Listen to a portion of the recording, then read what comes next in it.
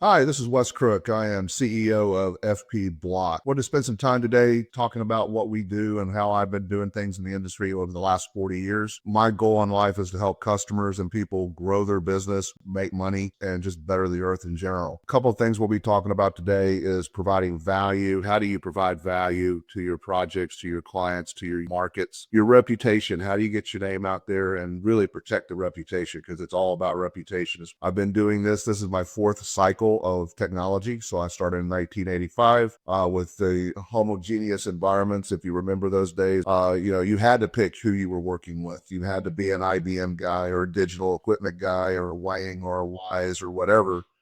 And then when we kind of went through that cycle of integration to, local area networks, to metropolitan networks, to wide area networks. So I've lived through all of them. I've seen all the good, the bad, the ugly, the insanity, the frothiness, the aftermath. My career, I've worked for some of the biggest boys in the consulting world, called like Capgemini, CGI, folks like that. I've had 3 startups of my own. One was a partner, 2 where it was myself as the principal for 2 companies. All 3 were exits. I've done a total of 4 exits in my career. Hopefully I bring a little wisdom to the thing. I do have gray hair, so I've been around a while. Providing value, that's a hard question. Value is such a subjective term to people. What I think is valuable may not be valuable to the next person. So when you're out there building your brand, when you're out there working and doing projects with customers, what they perceive as value may be vastly different from what you're actually delivering. And I'll give a case in point. A lot of times I work with companies that don't value the engineering. They don't value taking the uptime front of actually deconstructing the business requirements and making sure the math and science is accurate. Time and time again, we have walked into projects where the business side, the owner, whoever, says, these are the requirements I want. And I just had one last week, for example. These are the requirements I want. We gave them exactly what they asked for, and he goes, that's not what I want. Well, that's exactly what you told us you wanted, 6 weeks ago.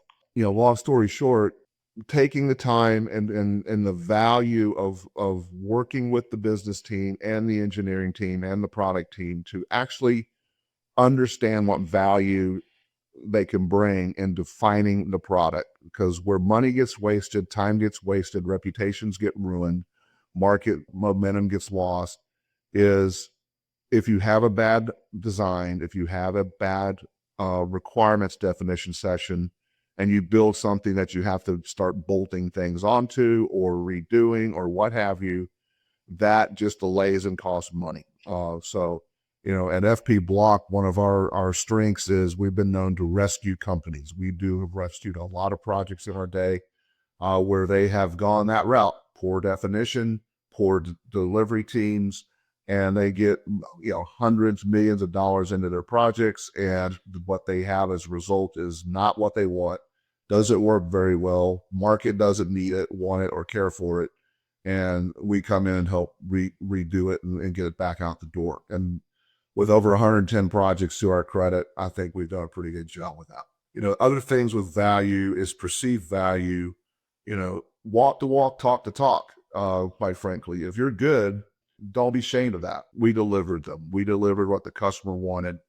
And, let that customer tell the world for you. That comes into your marketing strategy, branding strategy. So as an organization,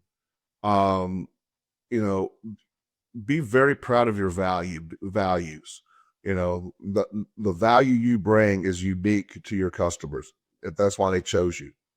If they chose you for any other reason, then you need to really question what they're trying to do, because if they don't value you as an organization, value you as a team, then there's not going to be a successful outcome, period, in the story. So really, really make sure you have to tell the customer what is the value you're bringing and why you're bringing that value to them, because they may not see it or understand it. And that drives to your reputation and if getting your name out there. Our team has been in this business at FP Block now for 12 years building software. We started in the Haskell tool business back in 2012. we built a reputation as one of the premier Haskell shops in the world. We have over, I forgot how many open source commits out there across the Haskell world, the DevOps world, the cloud world, the Rust world, the Web3 world. So we have built a reputation as builders. We have built a reputation as advanced software folks that really know how to solve really hard problems. That's what we would do before, prior to becoming solely in the Web3 space. We were brought in to solve the hard problems. And they were hard problems for people like Amgen, Hewlett Packard, Adobe, Dexicom, Motorola. So a lot of big boys we worked with, helping them solve their problem. And then we would basically pull back out and go on to the next project. That was our business, in the first 5 years of the company. So at the end of the day, we've always been a company that has built a reputation on high quality, high value, and delivered those results, and deliver results that a lot of people can't do. So as an organization, as my personal mantra, do it right the first time. Don't be cheap. There's a whole thing called total cost of ownership, total cost of delivery. People get fixated on hourly rates or team rates, when you're dealing with, the Indian outsourcers or the Pakistanis or the Vietnamese or wherever, where they come in and don't get me wrong, they have some very talented engineers and talented people, but don't get fixated on the $25, $30 hour bill rates. Because I'll give you a case in point. I had one client spend almost $10 million over 3 years with a team of offshore Indian resources. I think they had 18 in total, building a piece of software. That was $10 million, a lot of money spent with that team. They got a product that did not work. They had a product that had security issues. They had a product that they missed the market with. They brought us into the table.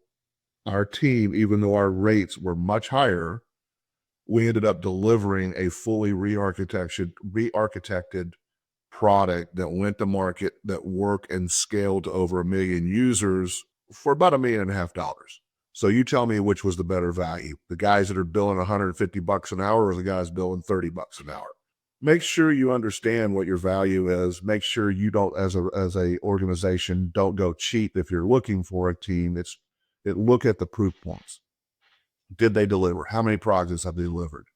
What kind of projects do they align with your needs? That's the things you look for when you're trying to build a project or a product and get it to market, when you're selecting an engineering team. That's what we've been doing for a long time here at FP Block. This is what I've been doing my entire career, delivering a solution that is scalable, that is architected properly, that is secure. A lot of times security is an afterthought, and that's a bad thing. And that's a very quick reputation killer, for both the engineering firm and for the business that's trying to deliver the software or the product to market. Those are all the things that I would say at a high level that, as a builder and as a person trying to bring, or a company trying to bring a product to market, to really look and think through. So make sure you understand your value proposition and what you're really bringing to the table. Make sure you understand what your competitors are doing and how you can counteract that. Make sure you keep a stellar reputation. People, customers, they're like elephants. They might forgive you, but they will always remember the mistake. They very rarely remember the success. You got to tell them how good you are, but boy, they'll remember the one time you didn't do it right. And I'll tell people walking in the door, we're going to make mistakes. There's going to be challenges. This is hard stuff. We've got 1 million moving parts. What makes a good team and what makes a good company is how they overcome those challenges. At the end of the day, it's how do you rally the team, the project management, the product management, the engineering, the business to work together to solve the problem and get it done. I have been in too many situations in my career where the project just stalls because one side of the house is pointing fingers at the other side of the house, and the other side of the house is pointing fingers back, and they're all just playing politics and trying to hide who's at fault. You're all at fault. Just go solve the problem and move on. That's my philosophy. Because if you don't solve the problem and you're all pointing fingers, somebody bigger than you is going to walk in the room and eliminate all of you and start over with somebody else in the situation. And I've lived that. I've seen it. I've worked through it. All these things are very important. You may not be the best technical team. You may not be the best marketing team. You may not be the best sales team, but putting together a value proposition, building a reputation as one that can deliver and do what it says it's going to do, even if it's a very small thing, do one thing very, very well and build off of that. Don't try to be all things to all people. Don't be cheap. Hire good people, spend the money. I mean, I've learned that lesson in the marketing side of the house.